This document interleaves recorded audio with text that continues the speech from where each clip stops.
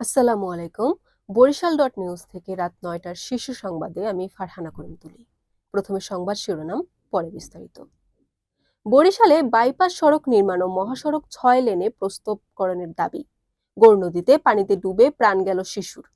বরিশালে থেমে থাকা মাইক্রোবাসে আগুন, নামাজে থাকায় রক্ষা পেল বরযাত্রী। বাকেরগঞ্জে ২৩ বছর পর যাবজ্জীবন সাজাপ্রাপ্ত আসামি গ্রেফতার।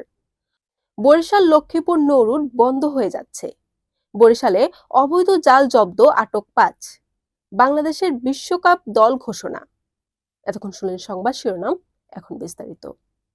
বরিশাল নগরের কাশীপুরে বাস চাপায় শ্রমিক হত্যার দাবির পাশাপাশি গড়িয়ার পাড় থেকে দপদপিয়া পর্যন্ত বাইপাস সড়ক নির্মাণ ও বরিশালের মহাসড়ক ৬ লেনে প্রশস্তকরণের দাবিতে বরিশালে সমাবেশ ও বিক্ষোভ মিছিল করা হয়েছে।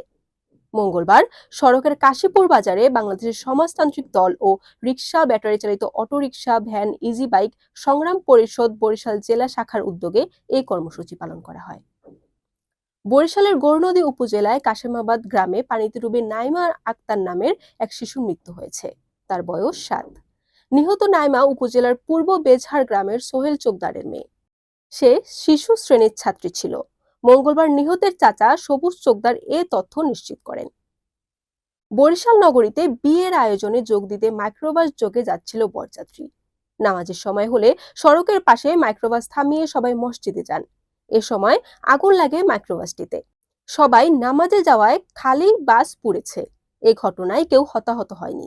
সোমবার বিকেলে নগরীর কাশীপুর চৌমাথা এলাকায় এ ঘটনা ঘটে। বরিশালের বাকেরগঞ্জে প্রায় ২৩ বছর পর হত্যা মামলায় যাবজ্জীবন সাজাপ্রাপ্ত এক আসামিকে গ্রেফতার করেছে থানা পুলিশ। সোমবার রাতে পটুয়াখালী জেলার রাঙাবালী উপজেলার বড় বাসিদিয়া এলাকায় তাকে গ্রেফতার করা হয়। গ্রেফতারকৃত আনোয়ার হোসেন খান বাকেরগঞ্জ উপজেলার ভরপাশা ইউনিয়নের ২ নং ওয়ার্ডের কৃষ্ণকাটি গ্রামের মৃত গিয়াস খানের ছেলে।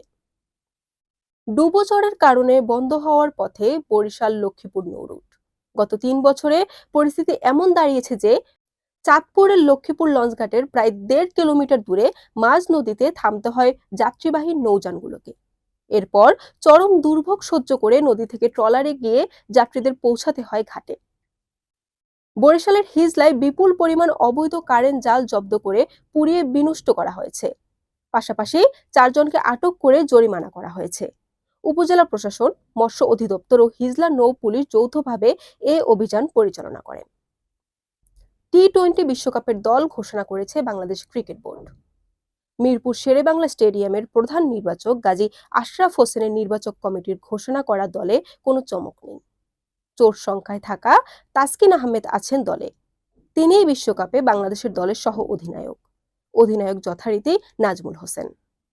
Barishal dot news.